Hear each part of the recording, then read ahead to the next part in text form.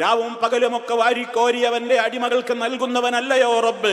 ആ റബ്ബിനെ വിട്ട് അനുഗ്രഹങ്ങൾ തരണേ എന്ന് കെഞ്ചാനും നേർച്ച ചെയ്യാനും വഴിപാടുകൾ അർപ്പിക്കാനും ആരുണ്ടടോ നിങ്ങൾക്ക്?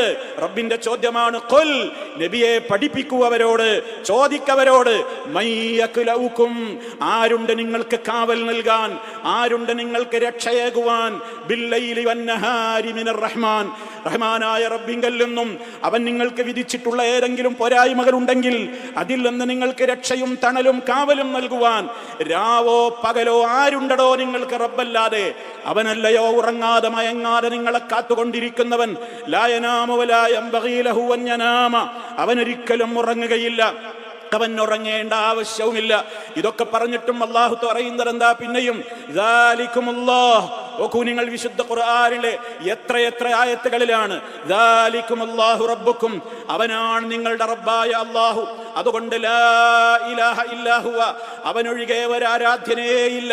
ഖാലിഖു കുല്ലി ഷൈഇൻ, എല്ലാ വസ്തുക്കളെയും അവനാണ് പടച്ചവൻ. അതുകൊണ്ട് ഫഅബ്ദൂഹു, നിങ്ങൾ അവനെ മാത്രം ആരാധിക്കണേ എന്നിങ്ങനെ കൃത്യമായി അല്ലാഹു തആല പഠിപ്പിച്ചു തരുന്നു. മാത്രമല്ല ഇനി അവൻ നമുക്ക് പറഞ്ഞു തരുന്നു അവന്റെ വാത്സല്യം.